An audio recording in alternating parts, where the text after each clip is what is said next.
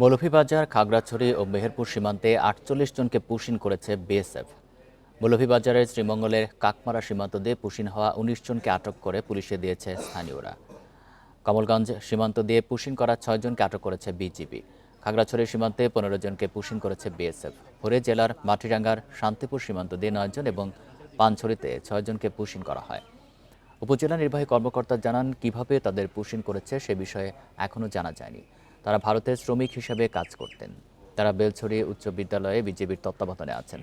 পরিচয় যাচাই শেষে সিদ্ধান্ত নেওয়া হবে বলেও জানান তিনি। এদিকে মেহেরপুরের রংমহল সীমান্ত দিয়ে নারী ও শিশুসহ ৮ জনকে পুশিন করেছে ভারতীয় সীমান্তরক্ষী বাহিনী বিএসএফ।